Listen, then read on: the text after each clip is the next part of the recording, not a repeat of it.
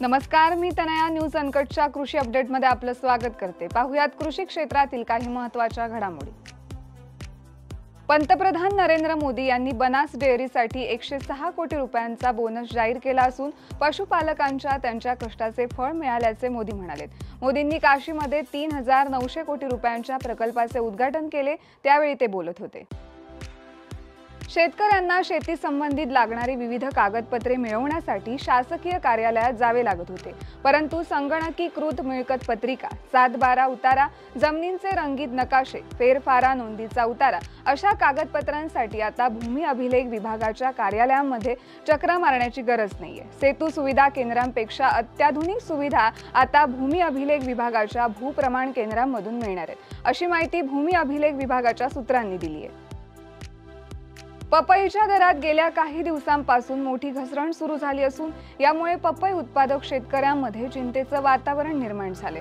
सध्या पपईचा दर प्रति क्विंटल 500 ते 600 रुपयांपर्यंत घसरलाय, तर काही ठिकाणी हा दर याही पेक्षा कमी मिळू लागल्याचे शेतकरी सांगतात। शिवाय या परिस्थितीत खरेदीदारही माल घ्यायला तयार नसल्याने आगामी काही महिने या बागा केवळ जगवण्याची वेळ शेतकऱ्यांवर आली आहे। राज्य कृषी पणन मंडळाने आयोजित केलेल्या आंबा महोत्सवात चोखंदळ हापूस प्रेमींचा चांगला प्रतिसाद मिळत असून यावर्षी ग्राहकांना कोकणातील दर्जेदार, शुद्ध आणि अस्सल UID टॅग प्राप्त आंबा ग्राहकांना आता पुण्यात 4 विविध ठिकाणी उपलब्ध झालाय। गेल्या 10 दिवसांत 1 कोटी रुपयांच्या आंब्यांची विक्री झाली असून दरवर्षी उत्पादक ते ग्राहक थेट विक्री योजनेअंतर्गत मार्केट यार्डात आंबा महोत्सवाचे आयोजन करण्यात येतं।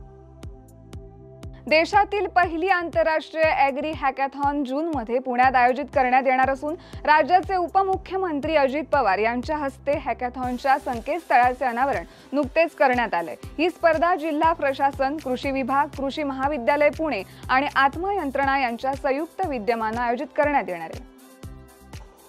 शेतकऱ्यासारखा मोठा संशोधक दुसरा कोणी नाही, त्याला त्याच्या शेतीची संपूर्ण माहिती असते, त्यामुळेच विविध प्रयोगांमधून कापसाची उत्पादकता वाढवण्यावर त्याचा भर असतो आणि अलीकडच्याच काळामध्ये ते दिसूनही आले। आगामी काळात कापसाची उत्पादकता वाढवणे आणि त्याचं ब्रँडिंग करण्यासाठी हातात हात घालून काम करण्याची गरज आहे, असे प्रतिपादन केंद्रीय वस्त्रोद्योग आयुक्त रूप राशी यांनी केले।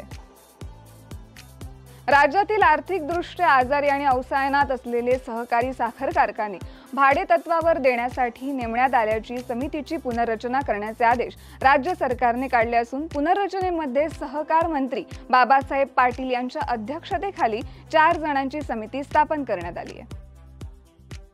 देशातील कापूस उत्पादन 291 लाख गाठींवरच स्थिरावले असून मात्र उद्योगांचा कापूस वापर कायम आहे, त्यामुळे चालू हंगामात कापसाची आयात दुपटीहून अधिक वाढेल आणि 33 लाख गाठींवर पोहोचण्याची शक्यता आहे। या बातमीचा वेळ झाली आहे। कृषी अपडेटमध्ये इथेच थांबायची, तोपर्यंत पाहत राहा न्यूज अनकट।